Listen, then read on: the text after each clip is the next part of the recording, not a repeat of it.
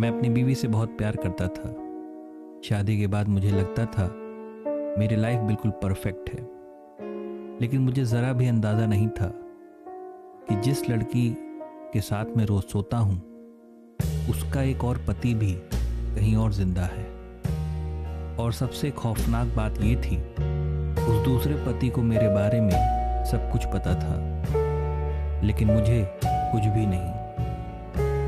ये कहानी सिर्फ धोखे की नहीं है, ये कहानी है प्यार, झूठ और एक राज की जो मेरी पूरी जिंदगी बर्बाद कर गया। मेरा नाम राघव है और ये कहानी शुरू होती है मेरी शादी के तीसरे महीने से।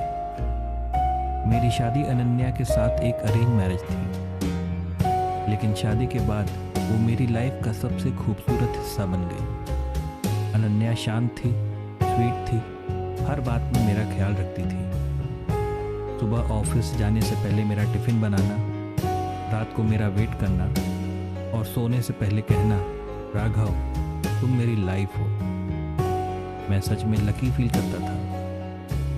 बस एक बात अजीब थी, हर रोज़, बिल्कुल हर रोज़ रात के 2 बजे के आसपास अनन्या चुपचाप बेड से उठ जाती थी।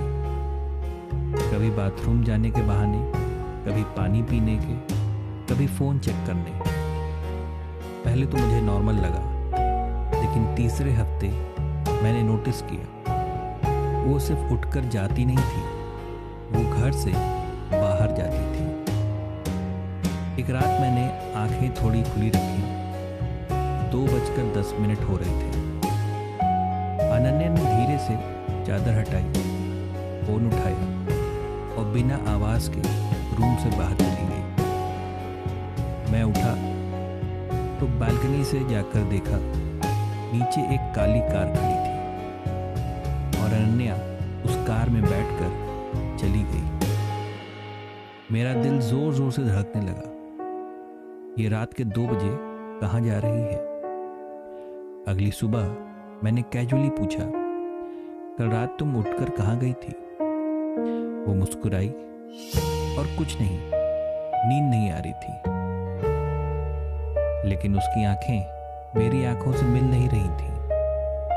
अगली रात मैं पहले ही जग रहा था। 2 बजे जैसे ही वो उठी, इस बार भी मैं उठा और चुपचाप उसके पीछे निकल गया।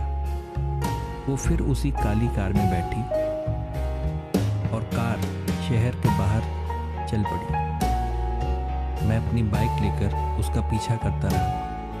कार एक पुराने से फ्लैट के सामने रुक गई। अनन्या अंदर चली गई। मैं नीचे खड़ा रहा। 30 मिनट, 45 मिनट, 1 घंटा। फिर जो मैंने देखा, उसने मेरी सांस रोक दी। अनन्या एक आदमी के साथ बाहर निकली और उस आदमी ने उसे बिल्कुल पति की तरह गले लगा लिया। मेरा दिमाग सुन्न हो गया। ये कौन है? अगली सुबह मैंने उस आदमी के फ्लैट के बारे में इंक्वायरी की। नाम था अमन वर्मा। और जब मैंने रिकॉर्ड्स चेक करवाए, मेरी दुनिया टूट गई। अनन्या उस आदमी की लीगली वाइफ थी। 5 साल पहले शादी और अभी तक डिवोर्स नहीं हुआ था। मतलब अनन्या एक ही टाइम पर 2 पति के साथ रह रही थी। मैं पूरी रात रोता रहा। फिर मैंने डिसाइड किया, सीधा सच पूछूंगा। रात को मैंने अनन्या को बोला, तुम अमन को जानती हो? वो कांप गई, चेहरा पीला पड़ गया। राघव प्लीज।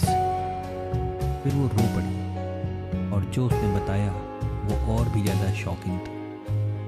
मैं अमन से शादीशुदा हूँ, लेकिन वो मुझे मारता था, टॉर्चर करता था।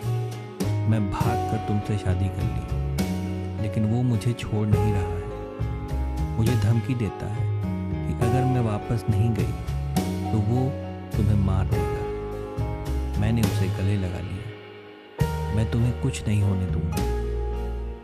मैं उसे सच में प्यार करता था। 2 दिन बाद मुझे एक अननोन नंबर से कॉल आया। राघव, मैं अमन बोल रहा हूँ। मेरी बीवी को मुझसे चुरा के हीरो मत बनो। मुझे सब पता है तुम्हारे बारे में। मैंने पुलिस को सब कुछ बता दिया है। मेरी शादी लीगली वैलिड है। मुझे मेरी बीवी चाहिए। मेरा खून जम गया। उसी रात पुलिस हमारे घर आई। अनन्या को अरेस्ट कर लिया और मुझे कोर्ट के पेपर्स दिखाए गए। मैं लीगली उसका हस्बैंड ही नहीं था।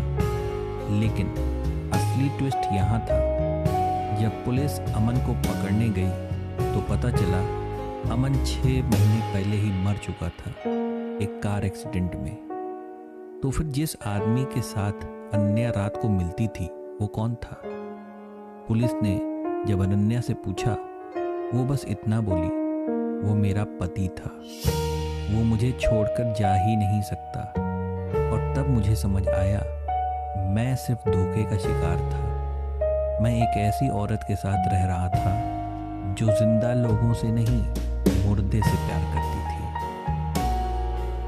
उस रात के बाद अनन्या मेंटल असाइलम भेज दी गई और मैं आज भी जब रात के 2 बजे घड़ी में बजते हैं, मुझे लगता है कहीं मेरी बीवी फिर से अपने दूसरे पति से मिलने तो नहीं गई। क्योंकि कुछ प्यार जिंदगी रहकर भी कभी मरते नहीं।